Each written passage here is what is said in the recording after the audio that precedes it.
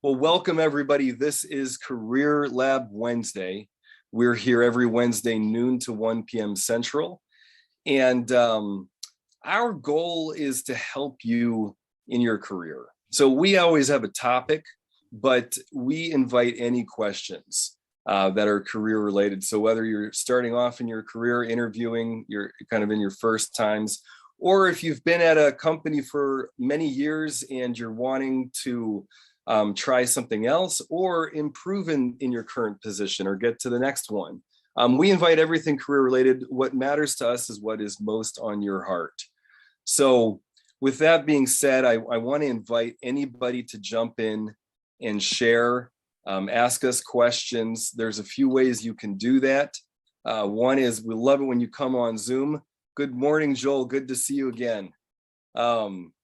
And actually, it's afternoon for me here. I'm on the East Coast this week. What you can do is jump in on Zoom. That's Dr. Medlock and my favorite way for you to be with us, so we can work with you directly. If you're not able to and you're joining us on LinkedIn Live and you're viewing in, type your questions into the comment section and Jane Coletto will get those over to us here in the chat and we'll do our best to answer those questions.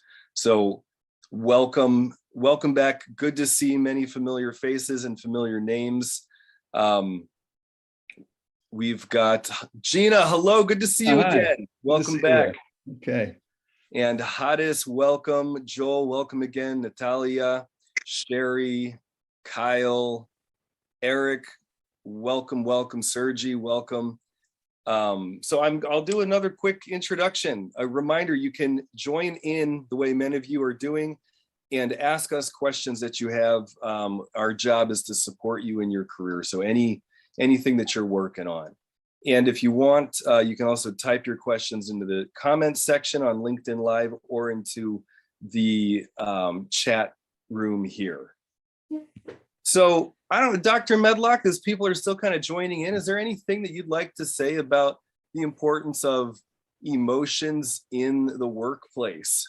Well, you know, it's always interesting to me when they talk about hard versus soft skills. It always sounds like hard skills are really good and soft skills are like, you know, these sort of fluffy things.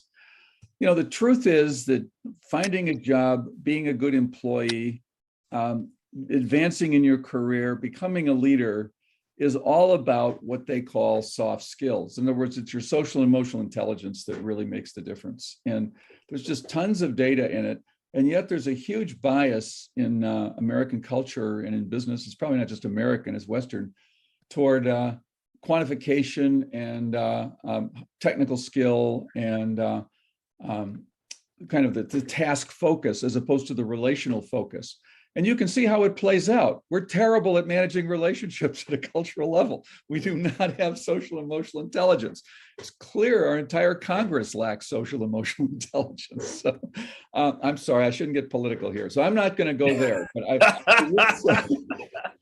I will say that in a job interview, it is the critical factor. I mean, part of it is, we're talking about being present to yourself and what's going on with you and with the other person in the interaction. That's really the foundation of it all. So it's knowing what you're feeling, how's it going, what's the rapport like, how are they reacting to what you're saying? Do they look like they're being defensive? Are they just dialing it in? They're not really engaged. How do you bring that more to life? And there's a lot of just awareness, social emotional awareness pieces that need to go into an effective interview, effective networking, and that sort of thing. So that's just the start of, I could go on the entire hour about the importance of this, but I want to just plant that for you and see what lands for you on that. And if it's helpful in ways that you would like to explore that for yourself in different situations, I invite you to share. Fantastic. Thanks, Dr. Medlock. And we'll just get rolling with it right now. For more, if you want a deeper dive in emotional intelligence, there is a training tomorrow night that one of our colleagues is hosting. So we'll make sure to get that into the chat now to all of you. That'll answer a lot of your questions around that. But for your career, how can we serve you today? What are the questions that you have on your heart? What are you working on? And you can come off mute and talk with us one-on-one that way, or type your questions into the chat or comments.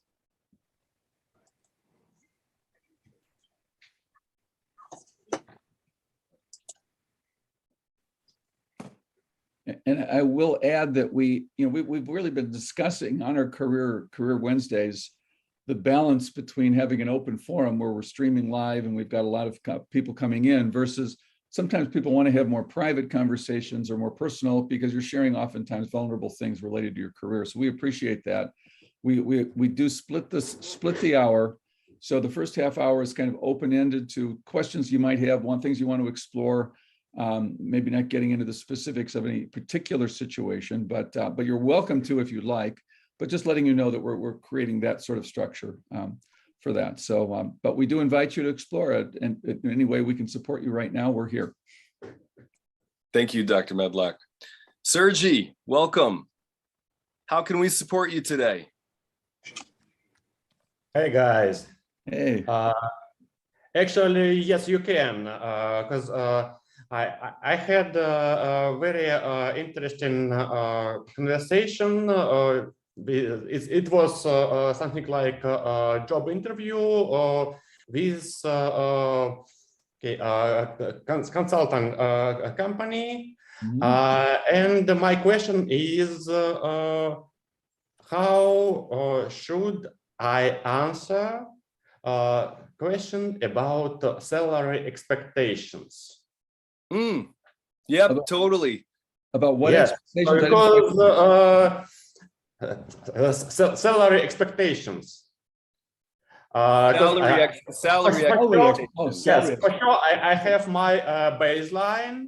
It's how much I earn now. But on the new place, maybe I could get more. So what should I do? It's something like a sale, but okay. So Sergey, totally. And Sergey, I got to check something out. Are you calling in from Sofia? Yes. Oh, beautiful. My wife and I were there a few years ago and loved it. That's so cool. And so you're a product manager? Yes. Okay. Oh, so fantastic. Let me speak to one point on this one, GD, just to kind of get us going. Salary negotiations up front are a dangerous topic. So, because what they're wanting to know, they're looking for a way to rule you out. Are you in or out? Are you going to, so the name of the game is the person who first declares the range or the salary expectation loses. The person who doesn't tends to have more control. So, but what you want to say at this point, you want to talk salary once they've fallen in love with you, because until then, there's no point in it because they're just looking at a way to rule you out. So, so what you want to say is something like, it really is going to depend on, something kind of broad about whatever, I'm sure you have a range in mind for this position, and it looks like it's appropriate for the kind of thing I'm looking for. But I prefer to talk about salary once we get a really clear sense of the job and expectations, and I'd be happy to have that conversation with you. And if they keep pushing back, then you can give them a range based on what you're prepared to, something that clearly, if it were below that, you would not take it, and also showing flexibility. So we all have our own subjective number of, I'll take a job at this level, but not below this, or this hourly rate, but not below that. So you can respect that, and then just sort of give yourself some room to negotiate. But don't lower your expectations just to answer that question. Just keep yourself in a range that feels appropriate, because truthfully, if it's too low, you're not going to be interested. So just kind of use your judgment on that. But basically, the salary conversation is best had once you guys have really agreed on what the job is and what your skill sets are and how good the match is. So Sergey, I want to know how that sounds and set some context for everybody, as we've got a lot of people joining. Love how you're jumping in, Sergey, already. Gina is saying, yes, great question. I'm wondering the same thing. So that's what we do here, is we listen to what people are saying in the coaching that they're getting on this, and we're applying it to ourselves, learning vicariously. So thank you, Sergey, for jumping in. And what's your response to Dr. Medlock's feedback? Thank you very much, Doctor. It was a really good answer, but Yes, I have my own baseline. It's a figure. Okay, it's good for me, and I will never go down this one. Fine. But it's mostly about how to set right higher price. Right. How to if we are talking about salary ranges, it differs between companies, between positions, companies in different industries. Sure. So let me ask you, Sergey, do you know the range? I mean, you're in a particular job role. Do you know the general range for your position right now, what the market is paying? Actually, no, I don't, because we do not have this. Okay, problem is I've moved to Sofia less than a year ago, and I'm not familiar with this market. I see. And there's just not so much data on Glassdoor, on other open sources, and sure, I have done my homework. I'm product manager. I tried to make some research, but I failed because of lack of data. Well, you know, I know that there are databases that have this information. It's been a while since I've been looking at that, so I can't tell you right off the top, but I know there's data out there for every profession. You can look at, probably the US government has ranges for different positions on their website, because they're more disclosing about those kind of things. But oftentimes private industry is a little bit more, a little bit better in terms of pay. So, but that information is out there. Also, if you have a recruiter you're working with, or can find a recruiter to talk about the salary range for your position, that would be helpful. And then you want to look at the markets and the type of company and their own resources. So the more you can learn about the companies you want to work for, the more you can kind of get the ranges that are going to be specific. But I'm sorry, I don't have right now a database that would be reliable, but they are out there. They are out there. You do not need to, you can find it. So I apply your research skills to looking for databases of salaries in your particular position. Google will have data on it, I guarantee you, and sources to look at. So let us know what you find, okay? Thank you, doctor. Okay. Thank you both. And Dr. Medlik, I'm curious about your thoughts about this is not the first round interview, but as it becomes clear that a company is interested in you, to then be getting into more of the nitty-gritty with them about what the responsibilities are, what your expectations are for that. I don't know kind of globally speaking, but I know when I've worked with people that you know, sometimes they'll say, this is what I want from here, and the company will say, well, that's more than, you know, we had in mind, yet we want you. And so but that might be at kind of a different point in the process. Oh, but that's a great question.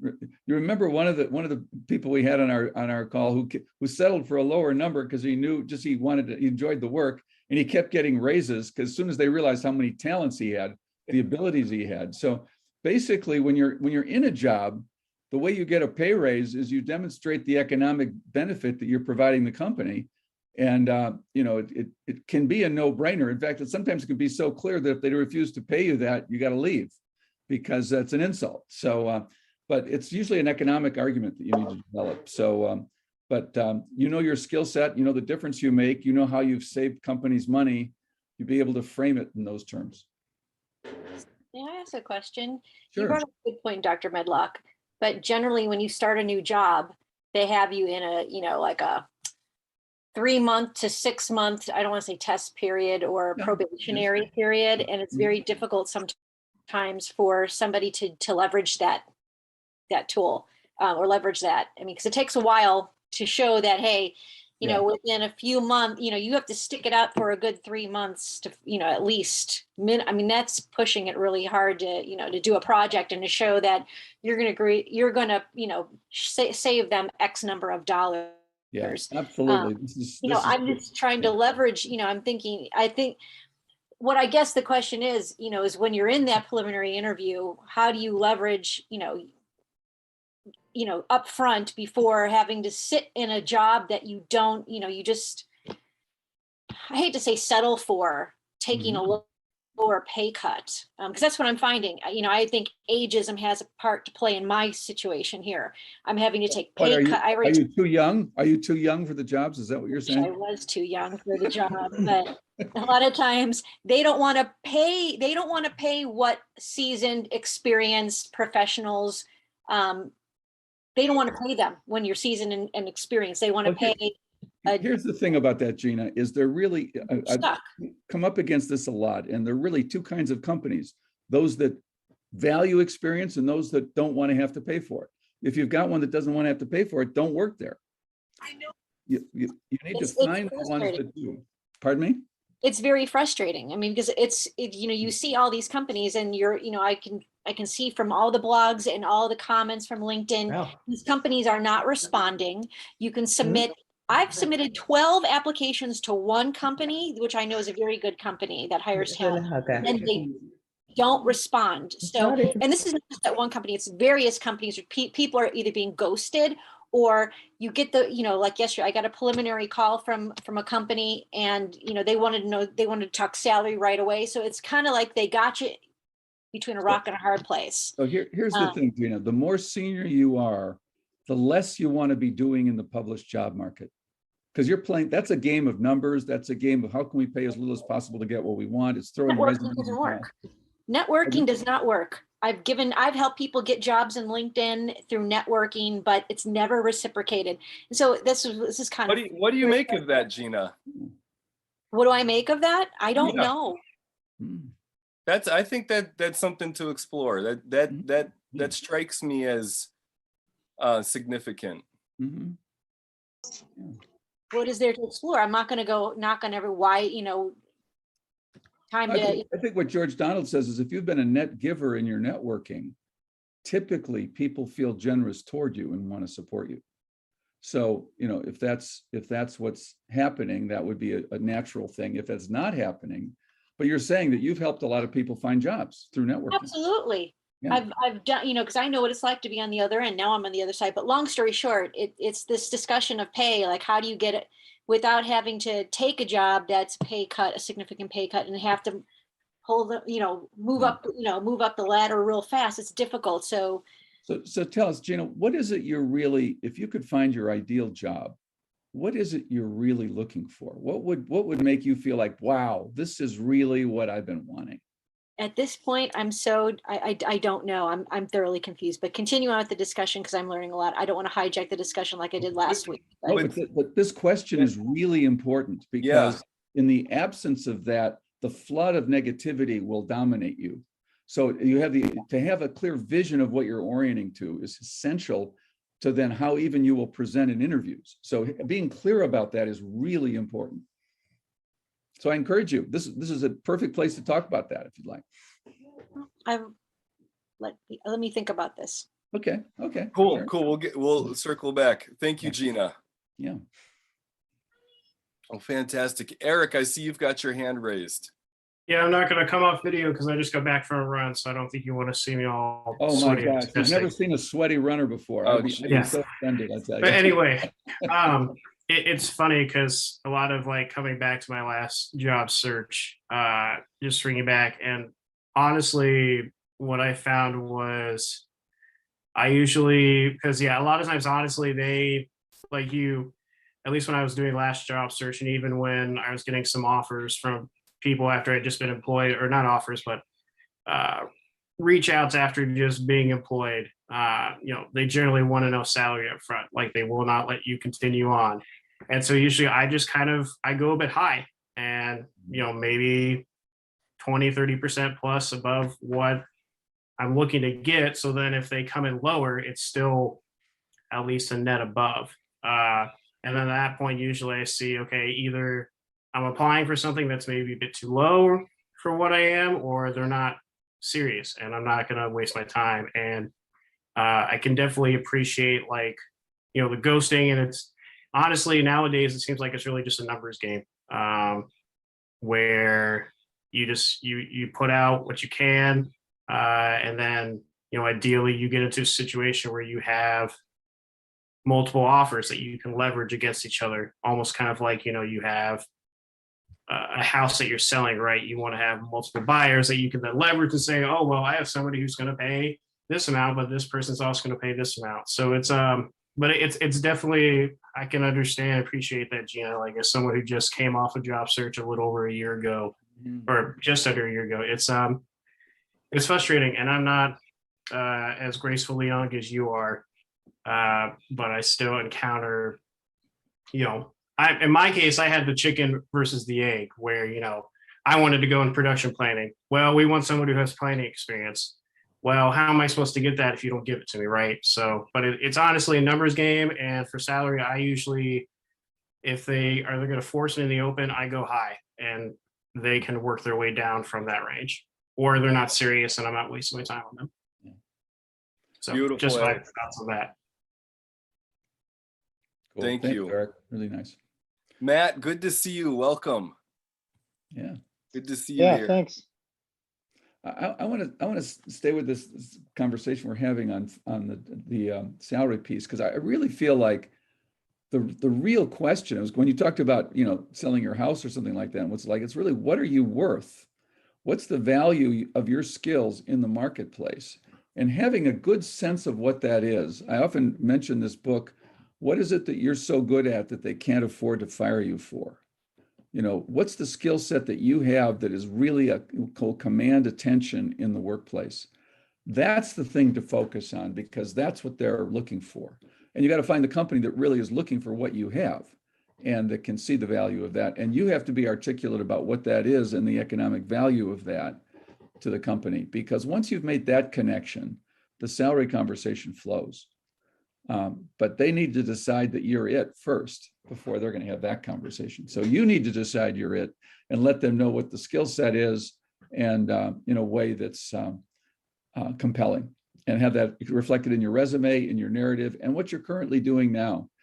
If you're in a search and if you're just kind of looking for a job but not getting any traction, finding a place to volunteer in what you really love to do, so you have a story to tell about what you're moving toward. It's all about forward momentum that you bring to the conversation when you got a bunch of people who aren't responding. You got to drive it. That's the reality of a job search. So it's a big challenge, but I just wanted to underscore that I think that's really, the substantive conversation that's going to make the difference. Thank you, Dr. Medlock. And how scary and painful that is. Like, to be in a spot where your job is getting a job, and how challenging that can freaking be. Yeah. I mean, absolutely. I mean, this is one of the reasons we started doing this, just to have people be together who are in this process. When pandemic happened, and tons of people in the entertainment and service industry were joining in at that time, because they had nothing, and there wasn't going to be anything for them for a while. And it's a really scary thing that it connecting helps to maintain a mindset of growth and possibilities, because it's a significant challenge. Mm-hmm. Yeah, thank you, Georgetown. It's an important perspective. Yeah. Well, so again, this is Career Lab Wednesday.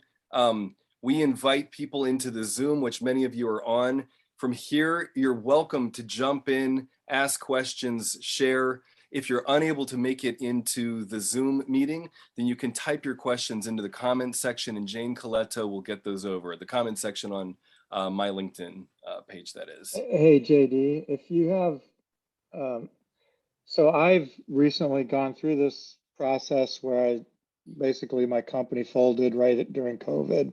And then I went and then ended up doing consulting, and now I've landed a full-time job. But in my new full-time job, we've just reorganized, and we are we have like 10 opens. We're trying to hire aggressively. It's not that easy to find people despite the fact that, you know, especially, you know, I'm looking for senior level analytics specialist salespeople. Yeah, with either healthcare background or manufacturing background, you know, so it's a specific thing. But any advice in this marketplace? I haven't really been on the other side of this where I'm trying to hire, you know, we're trying to get a bunch of people on board.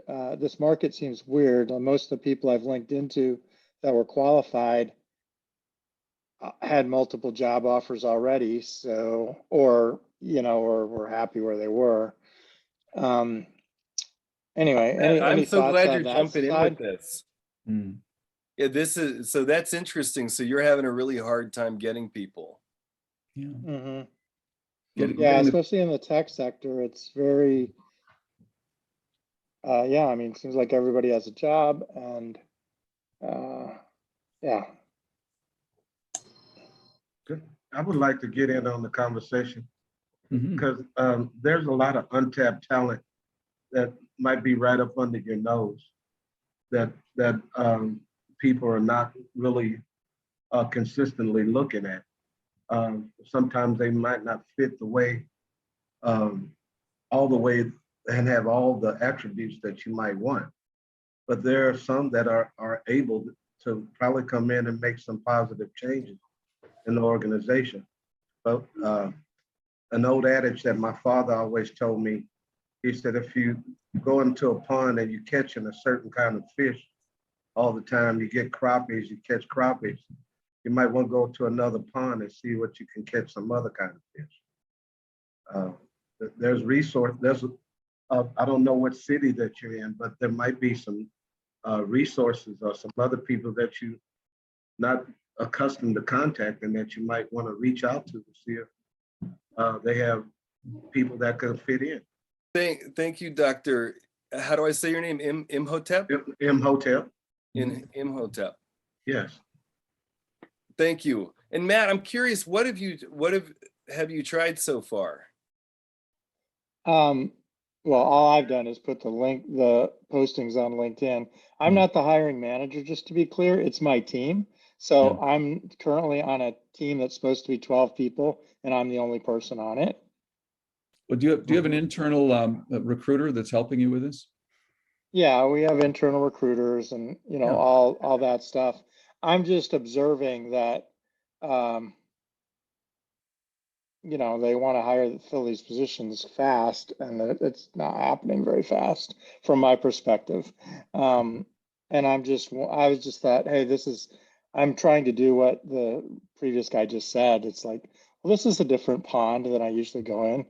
maybe I'll see if there's any other ideas or, you know, thoughts on how people are hiring today that's different than when I was doing it more regularly years They ago. sound like fairly senior level positions, or at least high importance positions.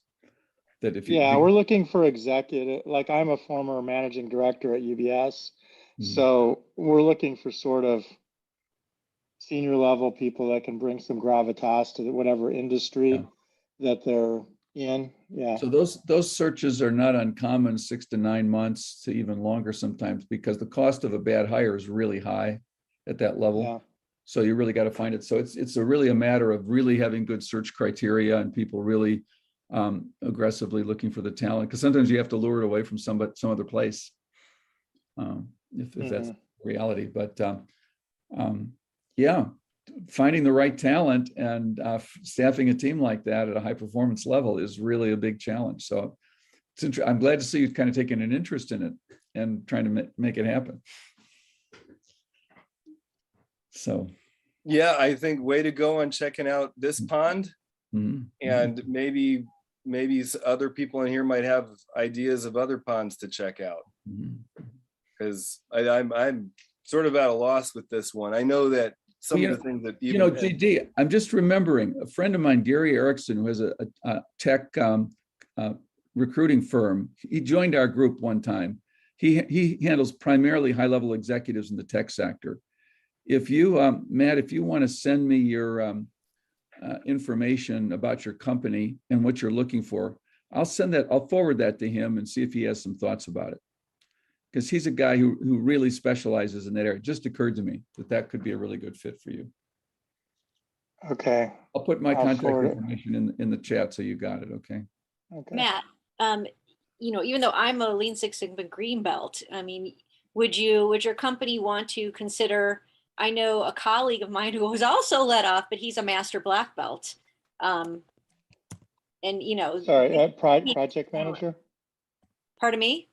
This is sort of black belt in project management, you're saying? He's got Or process? process improvement, and they're very heavy in analytics.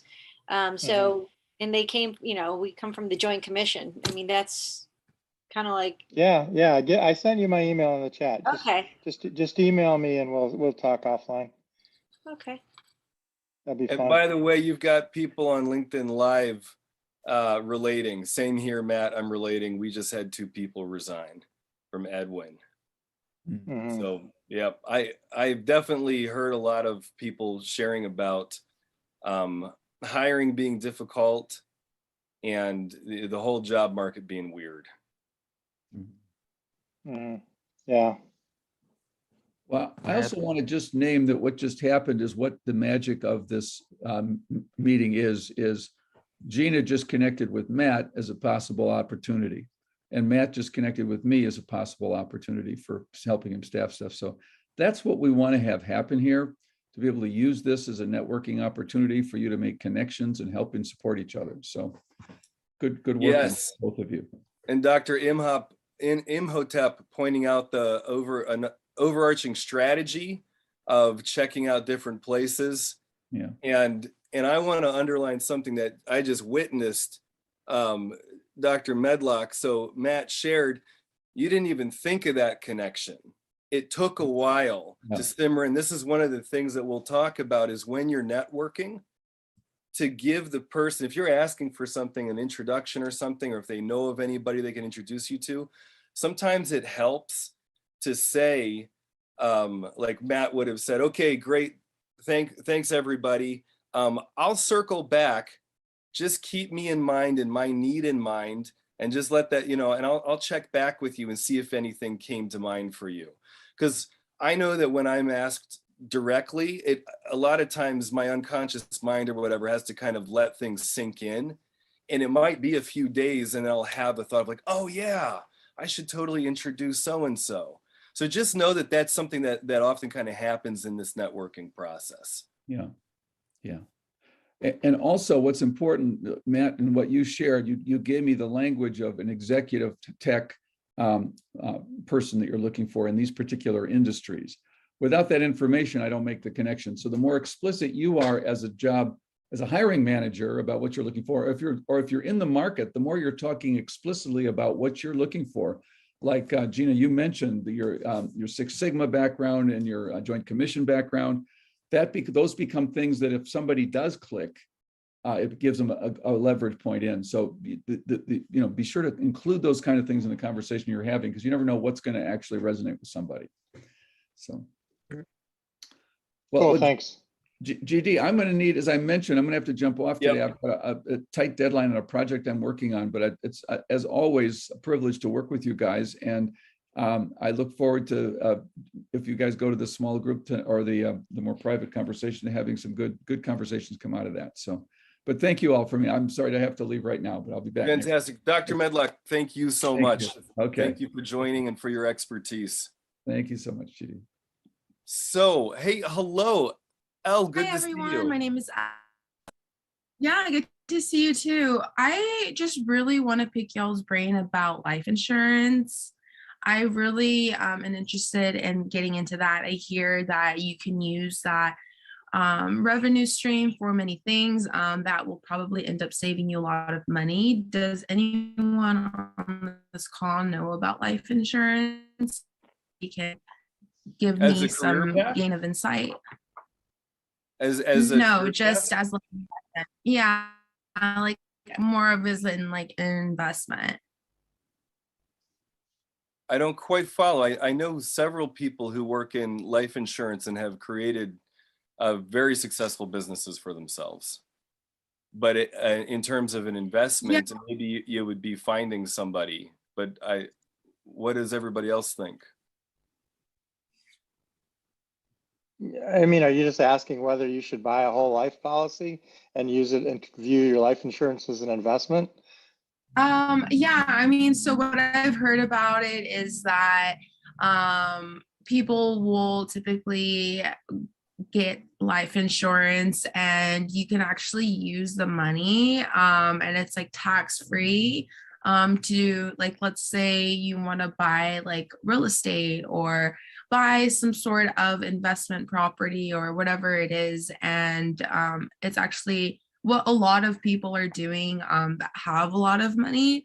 So just seeing if you guys know about that. If not, totally fine, I can just do more research about, but I figured it'd be like the easiest way to go about it is kind of picking people's brains that maybe know Here's a about it. summary. If you have a lot of money, it's a good orthogonal asset that you can, and it can be used.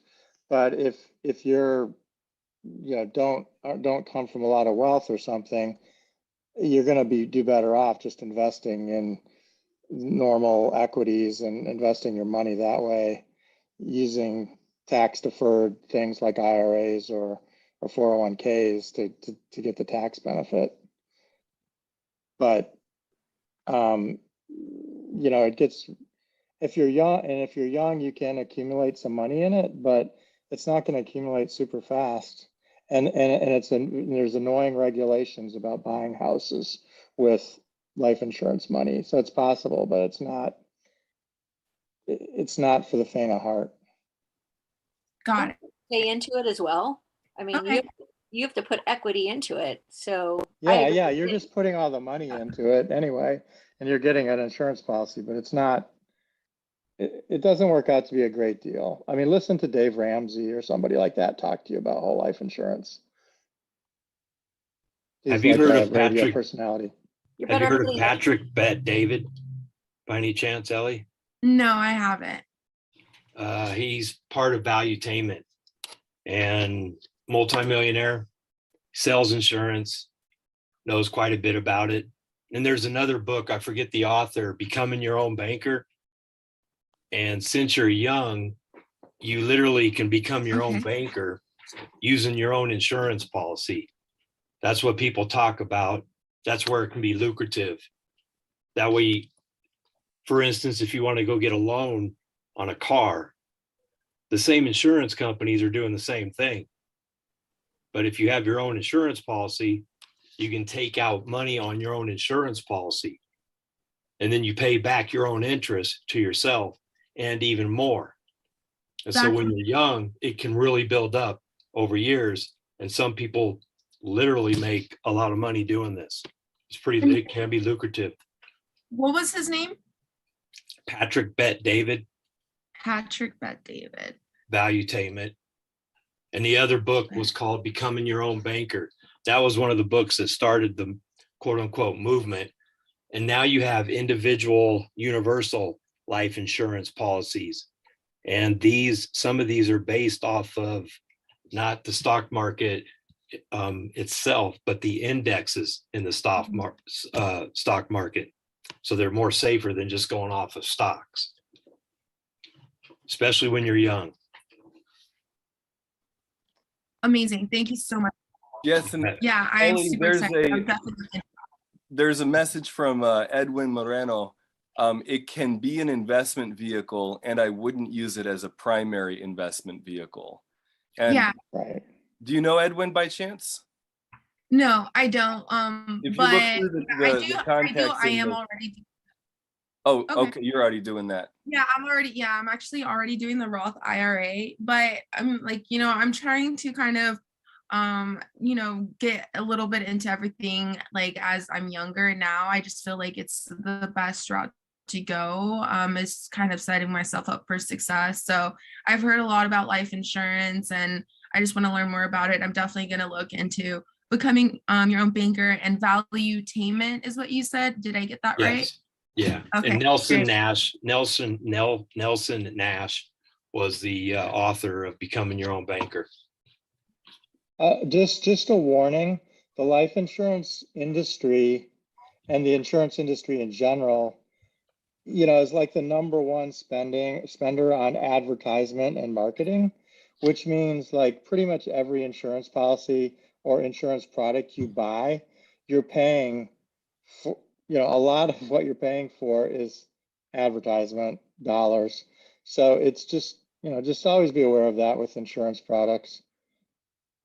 Yeah, I mean, I wouldn't get into it to like start a business. It's more of just like I would just get my own life insurance and then No, I'm just like saying the see what I value can of what do you're with it. getting, the value that you're getting Yeah. from the insurance policy, a lot of what they have to charge is to cover all the advertising and marketing costs.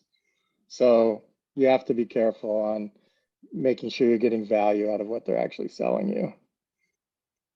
Absolutely. Thank you.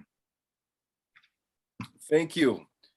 So again, everybody, this is Career Lab Wednesday. We're touching Yes. everything from emotions in the workplace to how to negotiate salary, then also how to hire, how to find the people you want, and also getting into investment. So we invite all career-related questions, and you can jump in through the Zoom meeting of many of you are doing today, or type your comments and questions into the comment section in LinkedIn. Sometimes we've been jumping or stopping the live stream. If people have questions, specific things that you're working on that maybe you don't want streamed on LinkedIn Live, let us know, let me know, and Jane Coletto and I will stop the stream. Otherwise, we'll just keep going here on LinkedIn Live. But if that's something that you're interested in us turning off the stream, do let us know. George, So I want to get in. Yes, hey. I wanted to jump into this. I'm a recent graduate, just 3 months ago, completed my dissertation for a PhD in business administration. Congratulations. Thank you. And I'm 61 years old, but I'm looking to enter into academia. I worked in with human resources and human resource management background, done a lot of work in the city as an activist. But in my winding down years, I would prefer probably just to sit up on a campus and teach, because I know I have a lot of experience and I've seen a lot of things, and just to enter into the workforce in academia at my age, I'm not looking for tenure or anything like that, but still, I would like to see if someone has any avenues or doors that might be open where they're looking for someone with a background in business administration and also public administration. Does anybody have any knowledge on this?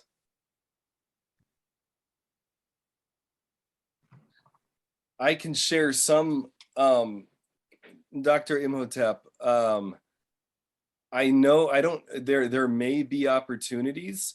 I remember when I was in school back in the early 2000s, I remember one of my professors said, this is only going to get harder for college professors, university professors. He was like, we have it too good. We have a significant amount of time, paid leave. We have the whole summer off. We really only work 4 to 6 hours a day, and TAs do all the grading. And he was like, this is not going to last. Yeah. And I don't know, because I haven't really been in academia. Dr. Gordon Medlock might know a little more, but my guess is that it's a pretty hard, pretty narrow spot you're going for. But I don't, I'm kind of be interested to hear from other people. Hello, so this is Floor.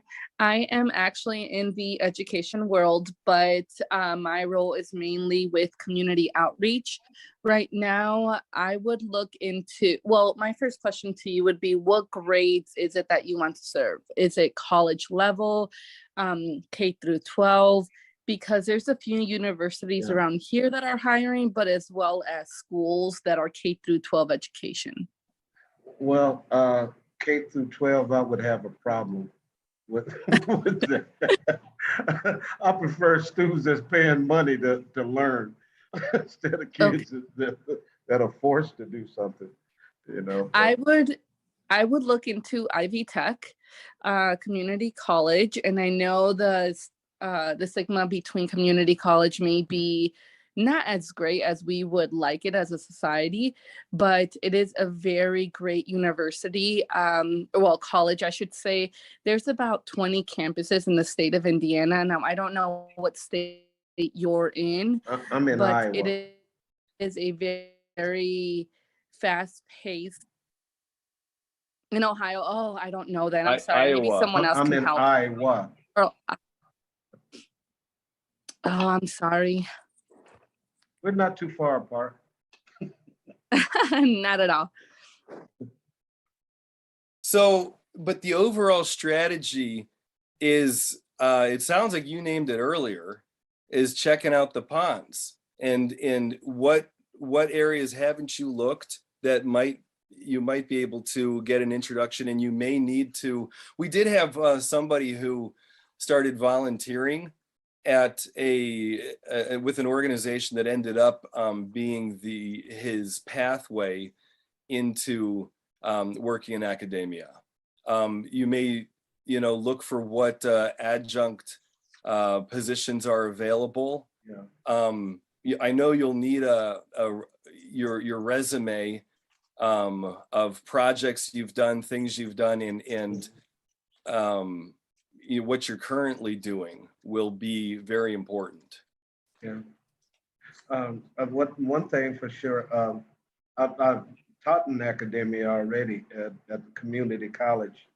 Okay. Here in Iowa at Hawkeye Community College, which is in Waterloo, and I live in Des Moines. And that's it was a 4-hour commute I was doing for about 3 years. And I said, time out on that, commuting a 4-hour drive on a regular basis. What did they have any suggestions for you, or what are your connections like there? I went on and started looking in at one of the local community colleges here in Des Moines, here at Community College, and also we have Grandview and Drake University. Iowa State is right in Ames, Iowa, a little bit north, maybe a 20-minute drive. Yeah. But I'm keeping my eyes and ears open, and try my best to network with as many people who might have access or some insight on what's going on. And one thing that even affects me to a sense, because here in Iowa, the state legislature banded diversive teaching and critical race theory. They don't want to touch it here in this state. And I'm a critical race theorist living in Iowa. So in the homogenized state, really, I might have to, I was thinking about even commuting or relocating, one or the other. Yeah. That from what you're describing, it just sounds like a significant challenge. Yeah. I have some ideas. One thing that comes up when I was in graduate school, one of the things I would do is watch YouTube videos from different professors who would synchronize really cool things. I remember this one guy syncing up human development and existentialism. Mm-hmm. And I was just blown away by it. I ended up watching the 20-minute video. I'll probably watch it in a month, just to go back and get a refresher on it. But I did a lot of that as a way to kind of start getting myself into the books that I would then be reading, but to hear things, because I'm a visual and auditorial learner, however you say that, more than I am reading. And so I don't know, there might be, there might be some stuff for you to play with in terms of technology and providing services that might not be a money maker, but it could be something that would help you with connecting. So I don't know. I just thought I'd share that. Okay. Because I did end up using a lot of videos. What about government grants and looking into government on critical race theory? If you look up the USA Gov website and look into the grants, different colleges, and I'm thinking more New York, California, Chicago, states like that, they're pretty big into that arena, and that's usually where the funding arrives or goes to, and they can be very lucrative contracts, and they need people to run those contracts. And so you could put together a collaboration project with other professors, teachers, students, and you can get some good lucrative money out of that whole aspect. Thank you, Joe. Definitely. Great Thank luck. you. So there's a question about ageism and combating that in the hiring process. And on one hand, I've worked with people in that, but it's also, I kind of just want to hear from all of you about what you think about that and what you're doing. If anybody would like to share. This is Gina. This is something that I'm facing. I believe I am. I'm 52, and I'm finding that their companies are more interested in hiring people that are younger because they don't have to pay someone that's seasoned, who's experienced, that they don't have to worry about, okay, well, she might have 15 more years in the workforce, and you know what, benefits are going to cost me more because she's, this person's getting up in age, it's that. And, it's people, might say, oh, no, it's because your position is too high up, it's taking you longer. I believe that could be a factor in the mix, but this is becoming more prevalent because I have other friends in my age group that are facing the same thing. They don't want to hire somebody. So for a company, it's just from their perspective, it's just not worth it to hire you. Yeah, you're too expensive, and plus now I've got to worry about benefits, and benefits are part of the package when you're hiring somebody. They got to worry about somebody coming in that, they this is how I think, and maybe I'm warped. They want someone that can come in that they can mold, and you can still mold me, but they want someone they can come in and mold. It's fresh out, fresh and from the pond or whatever, and that person's going to jump through the hoops more so than somebody that is more seasoned and experienced. There's, knowing that the individuals younger than I are going to probably stay at that role for 1 to 2 years and then move on. I don't grasp the mentality of it. Do other people have that experience? I have as well, but it also affects the leadership and the culture of an organization. Because if you have talent that they might not have and it's needed, you can work in there 5 or 10 years as a plus for that organization. But some of them don't look at it that way. And most are more concerned about profit maximization than someone's tenure, because you look just like your product. You're an individual that's selling your labor, and they want, as you stated, to get someone younger that they can mold on occasion. And I'm not down in young folks by no means, because even though I'm 61, I think I'm 16 in my brain, but I know I'm not. You know, I feel 16 there, but no, not my I body. I think it is a lot of changes are happening.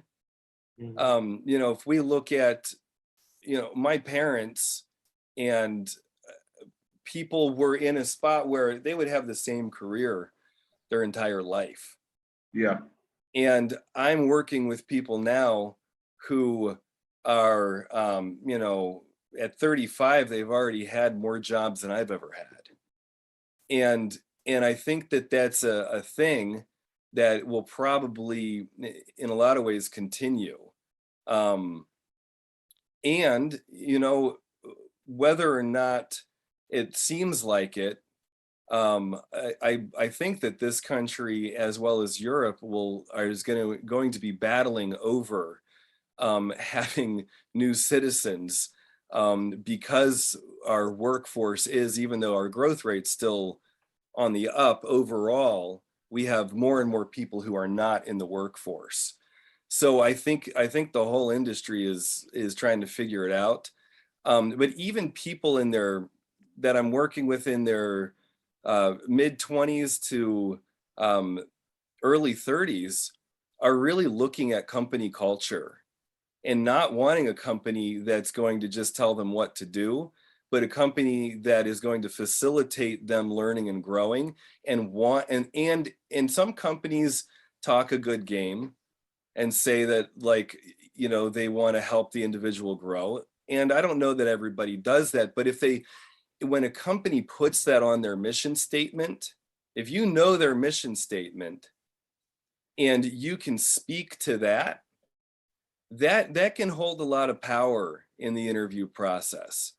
And so you know, these are just things I'm observing, but I think probably ageism, racism, and all kinds of things are things that we're you know. And I'm going to play devil's advocate. I think a lot of corporations go the other route. I think they'd rather have the Ginas. I really do, because the young ones have more of a tendency to move on. That's what I think, Joel. That's what I think, because you see that, you know, I saw it in my two former roles that I was there. It was like a revolving door. They're in there. I've seen people leave within 6 months, and then they got to fill, and that's expensive for a company to have to do. And the mentality I don't get. Why do they do that? Hop along from one place to the next. And I'm like, how I was brought up, that's like suicide to your career. That's suicide on your resume to see 10 different jobs. Well, why did you hop and skip, you know? But apparently it's not. That's something, to me, that's something, as a former registered nurse, I used to do that when I used to be a travel nurse. Every 3 months, you hop around to a different hospital in a different part of the nation, wherever you wanted to go. That is out of the norm. That's an outlier, that career in that manner. But what I'm seeing is, like, why would you want to invest in somebody for a year knowing that they're going to up and leave, and you're going to have to, again, cast those nets out again, reel in all the people, pick one. But so why do you think they would? I don't know. Probably cheap labor. I don't know. I'm having I'm thinking of all the different things. They don't have to pay a seasoned employee or a seasoned professional that has so many years of experience in that role or in that realm. And they can just, you know, yes, some places want to tell you exactly what to do. Some want you to figure out on your own, but I don't know. I wish I can tell you. That's my thinking. They don't want to pay. They don't want, and I'm seeing it now too. They, you know, I've been lowballed offers even for the experience that I do have. It's just frustrating. It's very frustrating and painful. Is it because I'm a woman? I don't know. All this is going through my head. So this is why you said, oh, it's not that I'm negative. It's just, this is becoming like a brick wall that you continually run into, and it's like you have to take a step back and think what the heck is going on, because this is abnormal. They can't ask you what your age is, but on the application they can ask you when did you graduate, you know, stuff like that. They see it, and it's like it makes you think that, is this one of the reasons why you're cast out, when you know that you can do every single thing, every bullet point that they're looking for? You're the perfect match. Just throwing it out there. I'm interested to hear if. Well, we have to wrap here soon. I'll go back to the two things that from interviewing, what is looked for is, does the person get shit done? And do I want to work with them? And that second one, is this somebody that I want to work alongside? Even if you can't say that, you're not going to say, oh, I didn't want to work with you. You know, that's an HR violation, but that's there. And that can play a pretty significant part in people's decisions, whether or not they're conscious of it. And I think that, you know, that whether or not people are aware of that, that is one of the two factors that I've observed in people's hiring decisions. I got somebody coming for it. So thank you everybody for your engagement and for connecting and for sharing vulnerably. This is, you know, it in the job of getting a job is probably one of the hardest things. And so connecting and getting support on that is really important. And so thanks everybody. We will be back next week from noon to 1 p.m. Central. And keep reaching out. Thanks. I saw a bunch of activity here, so I haven't read everything in the comments section and in the chats, but thank you for your engagement, and reach out in between. Reminder, tomorrow evening on emotional intelligence, check that out. Dr. Lisa Sandin is going to be hosting that. She's fantastic. She was my coach years ago. So I've got a special place in my heart for her. So check that out, and look forward to seeing you all next week. Take care, everybody. All right. Thank you, JD.